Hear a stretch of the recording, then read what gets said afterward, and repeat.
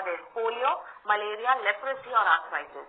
So the correct option for this is polio, which is also known as poliomyelitis or infantile paralysis, also known as poliomyelitis or infantile paralysis. This is a viral infection and this affects this is a viral infection, and in this disease, virus affects the motor neuron cells.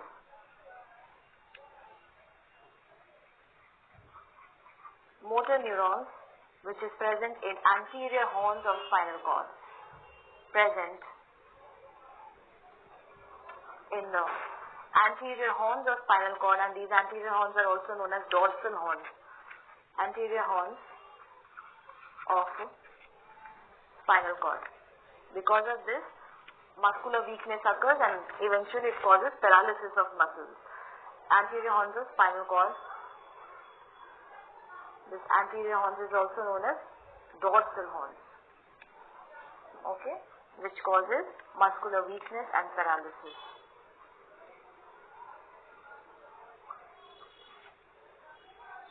So correct option for this is poliomyelitis.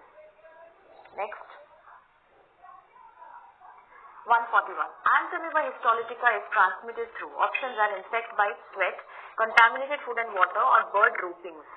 So Anamoeba histolytica is a protozoan parasite. It is a protozoan intestinal parasite. It is a monogenetic parasite. That means it completes its life cycle in one host, and the only host for this parasite is human. Okay. Now this diagram, it is a handmade diagram in which the first stage is a quadrinucleated cyst stage. This is a quadrinucleate cyst, which is the infective stage of this disease. So human beings acquire infection by having contaminated food and water which contains this quadrinucleated cyst. This quadrinucleated cyst, after being ingested, it gets inside the body and excistation occurs. Excistation occurs. After excistation, metacystic amoeba is present. Metacystic amoeba is there, which is having 4 nucleus to be present with it. These are the 4 nucleus which is present inside the metacystic amoeba, which has been excisted, that is, has come out of the cyst. This metacystic amoeba will undergo binary fission.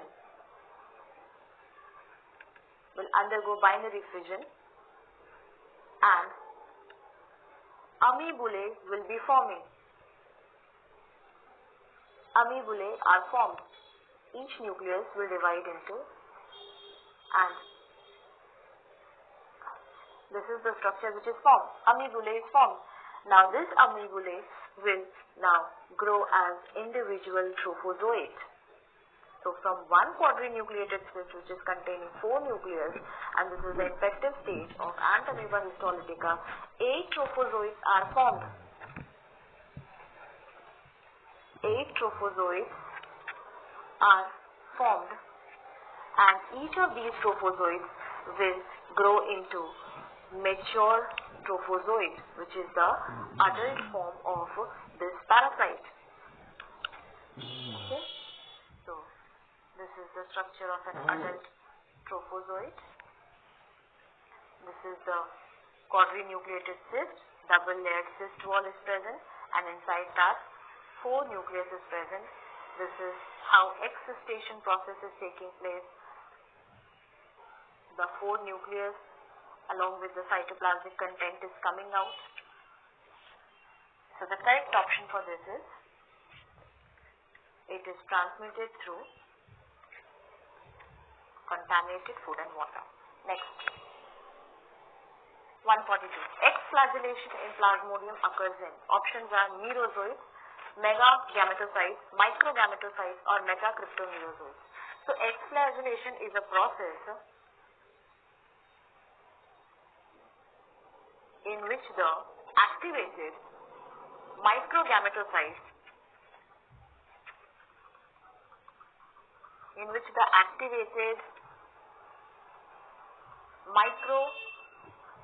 gametocytes develop flagellar motile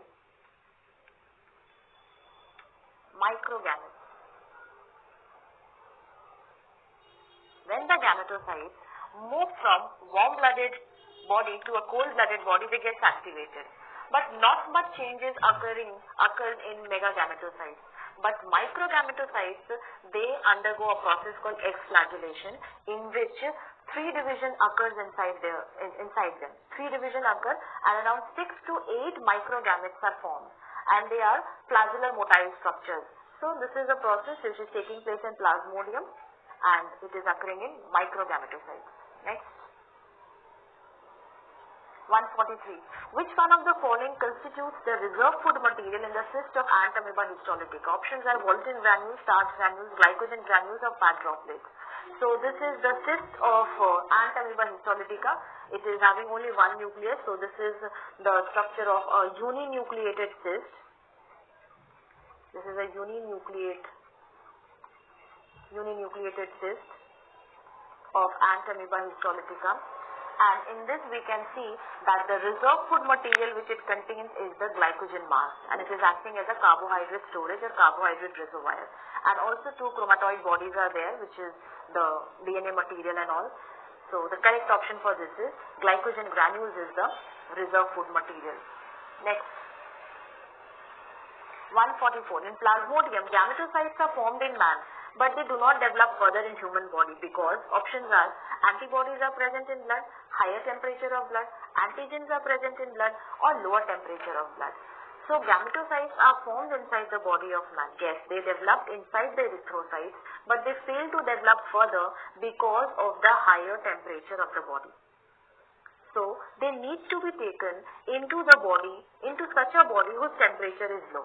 So for that it requires female Anopheles. If gametocytes are not transferred to female Anopheles body, they will degenerate and will die. They will undergo degeneration. So because of higher temperature of the blood, they fail to develop further. They can remain in human blood for several days, but after a particular time they will undergo degeneration and they will die. So they need to be carried back to the body of female Anopheles, where the temperature is suitable for their growth, where they will develop into micro and mega gametes. So, option B is the correct answer. Next. 145. Name the disease characterized by red and watery eyes, flushed face, pinkish rashes appearing first on back of ear and face, and then spreads downward on the body. Options are infectious parotitis, which is also known as mumps, measles or rubeola disease, poliomyelitis, which is also known as infantile paralysis or polio, and rabies. So these features are the symptoms of measles or the rubeola disease. Measles or the rubeola disease, also known as khasra disease, in which rashes are appearing. First they are appearing on face, back of the ear, face, and then it is spreading downwards on the body. And flushed face, and red and watery eyes, all these are the symptoms of measles. And it is a viral infection. Actually all 4 are viral infections, but measles is the correct answer for this. Next. 146. AIDS is caused by HIV. Acquired immunodeficiency disease is caused by human immunodeficiency virus. Among the following, which one is not a mode of transmission of HIV? So the options are transfusion of contaminated blood. Yes, blood contamination, it can spread through contaminated blood transfusion. Sharing the infected needles. Yes, this is also a mode of transmission of HIV. Sexual contact with infected person. Yes, this is a very common mode of transmission of HIV. And shaking hands with infected person. So no, this is not the mode of transmission. We cannot get HIV by just shaking hands with infected person. This is not the mode of transmission of HIV. Next. 147. How can you prevent athlete's foot? So athlete's foot is a ringworm infection affecting the foot. Options are always wearing dry socks, give your shoes time to air out if they are damp, dry your feet thoroughly after a bath or shower, or all of the above. Yes. Ringworm infection or any fungal infection, they occur in areas which are not exposed to air. which are dampy, which is moist, wet and not exposed to air. So by wearing dry socks, by giving the shoes time to air out, by drying the feet thoroughly after taking bath or shower, all this is very important in order to prevent athlete's foot. So all the options are correct. And see, this is a athlete foot in which the skin becomes dry, scaly, itchy, rashes, flaky skin, white flaky skin is present. All these are the features of athlete's foot. Next, 148. Which of the following is a pathogenic helminth? Okay. The options are Microsporum, Trichophyton. They are fungus. Ants-amoeba histolytica is a protozoa. Ascaris is a helminth. It is a nemathelminth or Aschkel helminth. Aschkel is also commonly known as round worm, which causes ascariasis. Next, correct option for this is option C. Option C is the right answer. Next, 149. After which period virus replicates in the body and starts to affect the host? Options are incubation period, uncoating, penetration, none of the above. Yes. So the time period which is taken by the virus to replicate inside the body and then to affect the host is called incubation period. That is the time from the entry of pathogen into the body to the appearance of symptoms is called incubation period. Entry of pathogen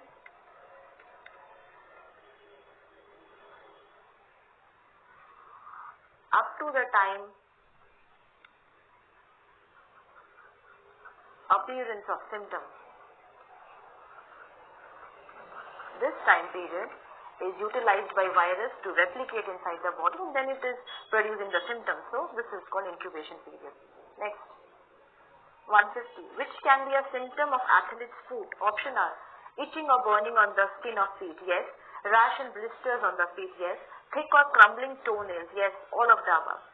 So this is a diagram which is showing that how blisters appear. Blisters are nothing but fluid-filled vesicles are called blisters. Red patches. The skin becomes itchy, cracky skin. Burning sensations are present. Itching sensation is present.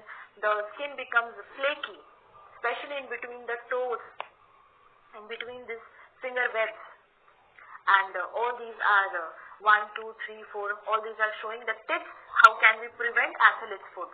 By washing your feet and drying them thoroughly, by using dry socks, then keeping the shoes to air out if it is damp, wearing flip-flops, especially if we are going in wet areas. So all these options are the symptoms of athlete's foot. Blisters, rashes, itching sensation, burning sensation, flaky skin, crumbling toenails, all the above is the correct answer. Next, 151. Infective stage of Plasmodium for human beings is. I have already discussed the life cycle. So the infective stage of Plasmodium for human being is, options are Merozoites, Ookinase, Sporocysts or Sporozoites. So Sporozoites is the correct option for this.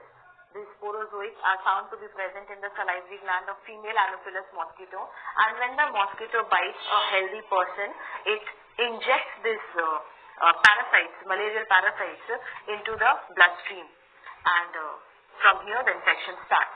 So sporozoites is the infective stage. This is the same cycle which I have discussed earlier. So correct option for this is sporozoites. Next, 152. Which of the following can help to get rid of athlete's foot? Okay. Now, if we have got athlete's foot, if we are suffering from athlete's foot, if we are having ringworm infection in our feet, then how can we get rid of it? How can we treat it? So, we need to wash the feet thoroughly with soap and water, and then drying is very must. Next, by wearing clean socks and dry shoes, yes. And by using antifungal creams, topical antifungal creams we can use, powders we can use on the affected foot or feet to get rid of this infection. So all the options are correct for this. Next, 153. Ant-amoeba histolytica cysts have dash nuclei. So ant-amoeba Antamoeba histolytica is having basically three forms. One is trophozoite, that is the adult parasite. Next is a pre-cystic stage, and third one is a cyst stage.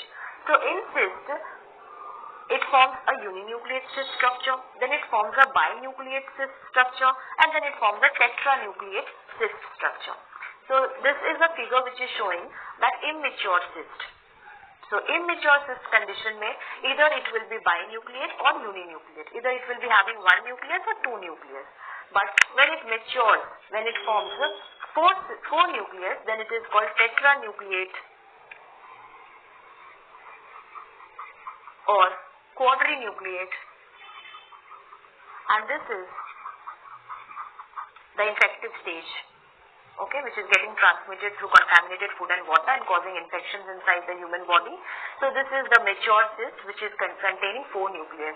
So it can have 1 to 4 nuclei. Both the condition we need to recall that how many nucleus is present in immature cyst condition, and then how many is present while it is maturing, that is binucleate may, and when it is mature, that is tetranucleate condition. So all 3 stages we have to remember. 1 to 4 is the correct answer for this. Next, 154. Which one of the following options gives the correct matching of a disease with its causative organism and mode of transmission? So in this 3 columns are given. In one, the disease names is given, causative organism name is given in column 2, and mode of transmission in the 3rd column. So elephantiasis caused by Wuchereria bancrofti, which is the correct causative organism, but mode of transmission over here is wrong. That is through contaminated food and water. No, it is transmitted through the bite of female Culex mosquito, which is harboring this parasite inside its body. Next is malarial disease, which is caused by Plasmodium vivax. Again, the causative organism is correct. And mode of transmission is through bite of male Anopheles. No, it is through the bite of female Anopheles. So this is again wrong. Chickenpox is caused by varicella virus. Yes, it is a DNA containing virus. And mode of transmission is through droplet infection or by using the articles of infected person. Yes, this is correct. Disease, the causative organism as well as transmission mode is correct. Let us see the 4th option also. Typhoid fever caused by Salmonella typhi, and mode of transmission is through blood transfusion. No. Mode of transmission is through contaminated food and water. So correct option among this is option 3rd is right. All 3 columns are right. Next, 155. Which one of the following pair of diseases is caused by a virus and transmitted by mosquitoes? Okay. So the 4 options are encephalitis and sleeping sickness, yellow fever and sleeping sickness, elephantiasis and dengue fever, yellow fever and dengue fever. Okay. So sleeping sickness is caused by Mastigophora called trypanosoma. Then elephantiasis is also disease which is caused by helminth called Wuchereria bancrofti. So this is a helminth parasitic infection. This is a protozoan infection. So these are not viral options. Now the last option is yellow fever and dengue fever. Yes, both of them is caused by virus, flavivirus, arbovirus, and they are transmitted by mosquitoes. So this is a picture which is representing which all diseases is caused by or transmitted by Aedes aegypti mosquito. So dengue fever, Zika fever, chikungunya, yellow fever. All these are transmitted by Aedes aegypti, and all these 4 are viral infections. The correct option is yellow fever and dengue fever, which is a viral infection. Both of them are viral infection and they are transmitted by mosquito. Which mosquito? Aedes aegypti. Next. 156. How much time does it take for the rupture of infected erythrocytes with Plasmodium vivax? Basically, it is asking about the time which is taken for erythrocytic schizogony. So this is a cycle which is representing erythrocytic schizogony. Over here we can see cryptozoites and metacryptozoites. So cryptozoites are the merozoites which are liberated from the liver cells. When pre-erythrocytic schizone ruptures, it will release merozoites, and the first generation merozoites are known as cryptozoites. Now some of these merozoites will enter into fresh liver cells or the adjacent hepatocytes, and over there they will again undergo pre-erythrocytic schizogony, which is now called as exoerythrocytic schizogony, and again the schizone will rupture and they will be forming merozoites. So second or third generation merozoites are known as metacryptozoites. So all these are merozoites only, but they are known by different names. So these merozoites will enter into erythrocytes and will start erythrocytic schizogony phase. See, this is entering into red blood cells. This is developing into early trophozoite where they will form in signet ring stage. Then they will transform into amoeboid stage, which is a late trophozoite stage. Then they will transform into schizone stage, early schizone stage. Then division will start occurring inside the schizone, rosette pattern. The nuclei will get arranged in rosette pattern, and the schizone will then rupture, and these are the erythrocytic merozoites which will be liberated. Now these merozoites are having two fates. Either they will attack fresh RBC and will restart this erythrocytic schizogony, or they will enter into RBC and will just develop into gametocytes, male gametocytes and female gametocytes. So all these phases are taking 48 hours in case of Plasmodium vivax. In Plasmodium vivax, in Plasmodium ovale, and in Plasmodium falciparum, the erythrocytic schizogony is of 48 hours. That is why they are causing tertian malaria, third day fever. Whereas in Plasmodium malariae, it is of 72 hours because it is causing quartan malaria, benign quartan malaria, that is fourth day fever. So correct option for this is 48 hours. Next.